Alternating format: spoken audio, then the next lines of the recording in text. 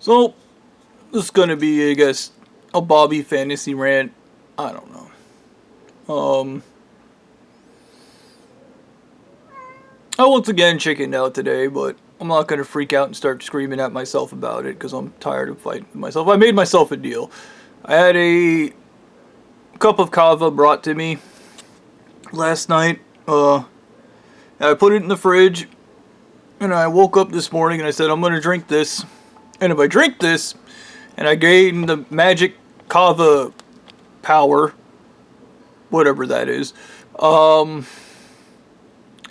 I was gonna do the thing. I was gonna go punch an officer and then try to go to court because I would be high on kava and I'd be able to handle it. The kava didn't work. Happens. But that's not what this video is 100% about, because before I started drinking the kava, I purchased a flare gun from Walmart. I can't find it. I don't know where I put it. I remember I had to keep it a secret from my dumbass father and my stupid fucking stepmother, so I had to put it somewhere. But I purchased a flare gun, and when I purchased it, there was this black dude in line, and he was like, "Hey son, what are you doing with that gun?" And he was doing the puppy eyes, and I was just like, "I'm gonna shoot you in your fucking abs." I was like, "It's a signal flare for signaling," and he was like, "What?" I was like, "It's a signal flare for signaling." And this is, dude, look, my father has manipulated my emotions my entire life, so when these fuckers do this and they're like, "You need to feel bad, you don't want a firearm to kill us," I do want a firearm to kill you. I want to make so many things to kill you. And no, I don't care if you're gonna sad dog me, it's just gonna make me want to kill you more. Okay? Don't bother with it, you're just pissing me off. Try doing the right thing for once in your life. Maybe things will change for your retarded ass. But whatever. Anyways, I got home with it. I went outside beside the house here. Looked over the instructions. I loaded it. And I flipped it closed. And then I stood out there 10-15 minutes at first, going over the legality of what I was about to do. Not only if I had gotten arrested with this, I would have gone to court and it wouldn't even have been a federal trial for firing a flare gun in a public area. Yeah. I don't know what the legality of firing a flare gun for no fucking reason is in the state of Florida.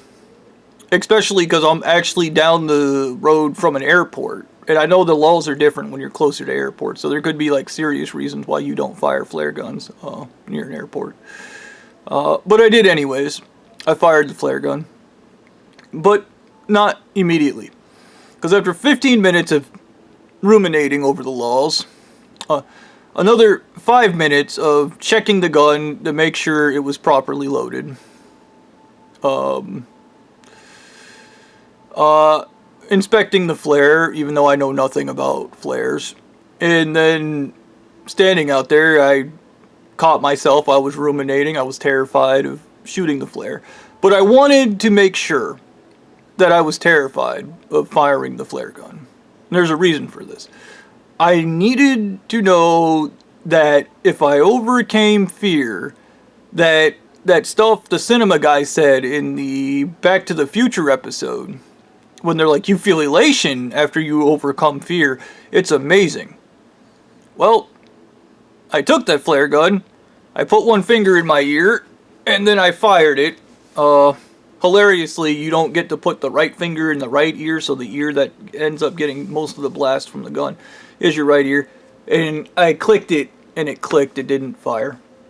And I started laughing at myself. I couldn't stop laughing. So, pulling the plunger back on the gun again, because you have to, it's single action flare gun. This flare gun I bought is single action. It wouldn't surprise me if there is like one motion guns or whatever, but the one I have is single action. I aimed it back up, and I pulled the hammer back thinking it wasn't going to fire, and it did. It went off, I guess, like a gun. bang, loud, echoed. The neighbors, I could hear the neighbors rustling in their houses, in their house. And then the flare flew into the air, and I stood out there watching it. And I wanted to run. I was scared that the police were coming, and down here you always hear police sirens. So I heard police sirens in the distance, probably as I'm watching the flare fucking come down. And I was like, yeah, I'm gonna get arrested. And I made myself stand there, even though I was terrified, and I wanted to run. And then the police never came. And nothing bad happened. But I certainly didn't feel that elation that the cinema guy said you feel after you do something courageous or whatever. So I think that's a lie. I don't think when you do overcome fear, I don't think you feel thrilled about it. That or my brain just doesn't possess those parts to do those things. I did get depressed and then fall asleep later, but I think that's how my brain processes that shit. I think like whenever I do anything like that, I just get tired and fall asleep. Because that's what happened when I broke the window down here. I worked up all the courage to go break that window, and then I fell asleep. So, you see, I remember Blondie going on about how you're going to regret this your entire life, but I think my brain has the ultimate defense for that. And it's the secret art of not even trying. Now, the sunk cost fallacy does apply to this, because early on, for whatever reason, I had convinced myself I was going to do this. I was going to get this done. I was going to save those people. I was going to be the hero I always knew I could be, and these were all ideas implanted in my head by Annalene Mummy God. Annalene Mummy God spoke to me about this guy that was magnanimous, and he's not afraid to go to prison, and he's brave, and he trusts the justice system. And I started laughing when he was like, he trusts the justice system. I was like, that guy's a fucking idiot. He's gonna fucking die like the idiot he is. I told him, I was like, hey, you listen here, man. I reported a human trafficking ring once, and he was like, no, you didn't. And I was like, yes, I did. I reported a human trafficking ring once. Man, and the FBI told me to kill myself. The magistrate guy that was in charge of the case told me there's nothing they could do for me. Just let them kill me. Everybody told me to go die. I was like, trusting the U.S. justice system is how a fucking idiot thinks. You gotta be a dumbass to trust the U.S. justice system. You gotta be a real fucking idiot. And I went on an entire fucking rant. I was like, that magnanimous retard's gonna get himself fucking killed trusting the justice system. And Annalene Mummy goes, I want to talk to you about something, Bobby. Who do you trust? And if you had to get rid of the human trafficking in America, how would you get rid of it? I was kill him. And I don't want you to think that you can just go around killing people to get what you want. I was like, but that's what you guys do. I was like, you guys murdered Abraham Lincoln, you know. And I don't remember exactly how this conversation went entirely, but it was just Annalene Mummy God downloading the logic of a magnanimous person, a person who is selfless and just helps everybody and does the right thing because it's the right thing. And he relayed to me that I told him early on in my life it was always easier just for me to do the right thing than do the wrong thing, because when you lie to people you have to remember lies.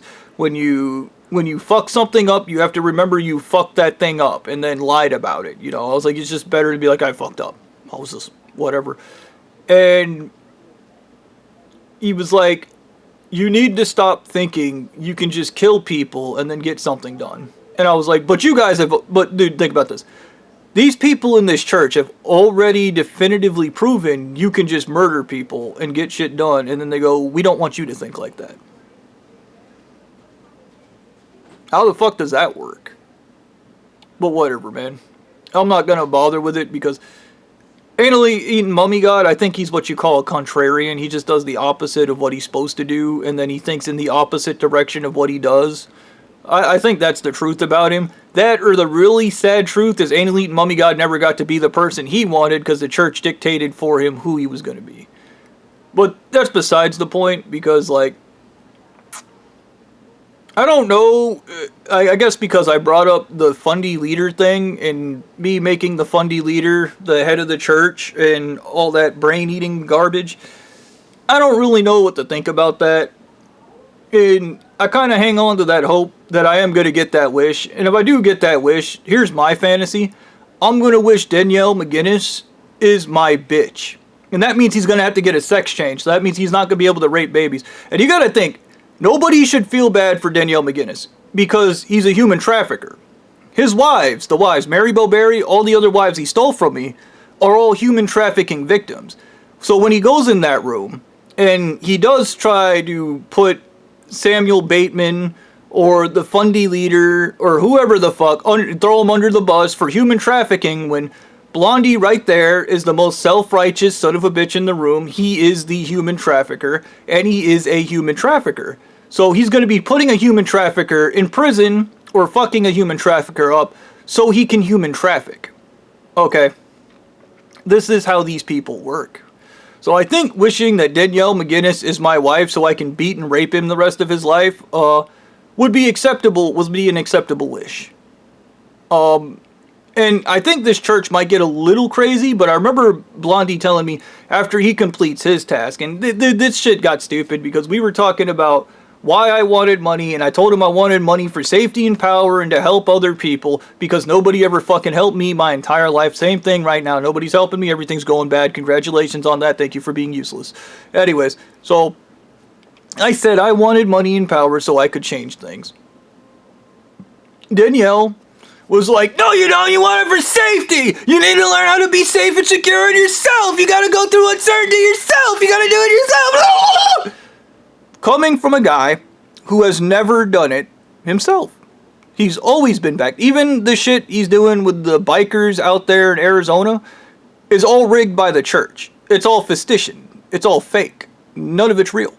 Everything he does is fake. And it's rigged by the church, and then he goes, I'm brave, when he just makes it up and then says he's brave. You see how that works? So Blondie's never actually been brave a day in his life. We know that for a fact. Okay. And then he tells me, you have to be brave without money, without the idea that you can just have money to fall back on and be safe. You got to go out there and get yourself killed and trust us, even though we're complete. But then I wanted to talk about this because in my newsfeed, every now and then, something Blondie told me at Papa John's comes up, and this is a malignant narcissist. They repeat the same shit because they want to be right. And this is a thing. There was a Uruguay video that was like, when you try to live the life you're not supposed to, and Blondie explained to me when I initially reported the church, the problem is I was a poor person and an N-word that was trying to live a life he was not supposed to live. I was not supposed to live the life of a hero. Blondie was bred for it. Blondie was created for it. He was made for this, to stop human trafficking as a human trafficker. That's why Blondie was born. He was born to human traffic, but then stop other people from human trafficking, but then keep human trafficking, because he's self-righteous. And then he told me, I want you to remember one time in your life you were not courageous. And then he hit me with the LSD, and I told him it was when I wanted to ask Cassie Deakins out in high school, and I couldn't do it. I told him I was too much of a coward to ask her out, so I wrote her a series of creepy notes that terrified the young girl. And he said, that's because you're a coward. And he's like, and you need to understand, Bobby, you did that because you're a coward in everything you do. And you will always be a coward. And this was him hypnotizing me. And then I tried to tell him that there was that time Stu held me up at gunpoint, and I told him I wasn't going with him. And then he was like, no, it didn't. That didn't happen. Those didn't happen. You never stood up for yourself. You never did that. You're a coward. And then he literally programmed that into my subconscious. And I guess that's the whole idea of the whole LSD hypnosis, and which I guess that's what makes these people a god, is their little trick with the tetraled and LSD and whatever fucking other secret ingredient, once again. I wish to one day have enough money at some point to go and abduct one of these people and just beat and rape them, maybe buy a wood chipper and start feeding them in feet first until they just tell me fucking what the fucking ingredients are, do that shit so I can just go around fucking up people's brains just like they do it. I just picture fucking, like, Andy Lasso or fucking Markiplier going into the meat grinder, their legs getting grinded off, and they're just tell me the fucking ingredients. Okay, these are the ingredients. There you go, Bobby. Great. Now I just go around hypnotizing people, fucking up and ruining their lives. Just. That's so hard. Did I have to really put you guys into a meat grinder to get you to do the right thing? Yes, I did, because they're not going to do the right thing because it's the right thing. But yeah, I don't know. I don't know why I just remembered that whole incident with Blondie hypnotizing me and explaining that I was a coward because I couldn't ask Cassie Deakins out in high school. And that was a thing it took me forever to get over. Just like I said, it'll take me forever to get over, Mary. It'll take me but it's an ADHD thing. It's neurological. Okay. It's all neurological, coach. It's all in my head. It's not real. But yeah. Fucking whatever, dude. Any of these people, you just snatch them up and fucking put them legs first into a wood chipper and force them to tell you what the fucking how to do it, and then you have it. And here's the thing, you can't use it on them because they got dissociative identity disorder. You can just use it on non-members of the church. So I'll just go around fucking with people and be like, spraying them in the face and be like, you're under my hypnosis and you want to eat a dozen donuts every day. And just fucking run off and like, oh, my wife got really fat. That's a real shame. Oh no, why did that happen? Just whatever. You're under hypnosis. You want to give me all of your money. And just, oh boy, I'm finally rich. Like, just whatever, man. Fucking stupid, but yeah. It is regretful. A bunch of really bad things have happened and a whole bunch of people have gotten killed because I don't have real courage. I really don't. Whatever that elation is that you feel after you overcome fear, I don't. I just feel depression. I don't, whatever, it wouldn't surprise me. I bet if I ever get a brain scan, you're going to find there's a fucking tumor on whatever part of the brain is responsible for courage, and that is the real reason I don't have courage. I bet you $1 million that's what you're gonna fucking find out. And these churches are gonna be like, we kept trying to make it be correct. Oh, it's fucking physical. Oh man, we were so mean to him. Yeah, you're garbage people. I don't know. On the other side of it, as I was thinking about it, Fundy leader becoming president of this church, if that's what's supposed to happen, because I keep blocking Cult the Consciousness, and they keep unblocking themselves, so that tells me that it's these people fucking with me. And this time they had one of the wives. I didn't bother watching the episode because they're trying to make me feel bad for them. Trust me, my dad did that my entire life. It's not going to happen. I don't feel bad for you people. You're disgusting. You deserve suffering. You create it for me and other people so you can have some yourself. Go fuck yourself. Now, think about this. The Fundy leader of these people, women have to be skinny. So Mary Bowberry, Foxy Roxy, any of the SSBBWs in the church, including this guy in the church that has an obese sex harem. I keep seeing him on Instagram. They're always recommending me his shit. All of those women, when that guy becomes president, will have to be skinny. And they'll have these stupid fucking haircuts and wear these stupid fucking dresses, dude. Think about it. And all the sexuality and all that promiscuity, right out the window, brother. I just picture everybody in this church trying to leave. And this is the best part of the Fundy guy. You're not allowed to leave the cult.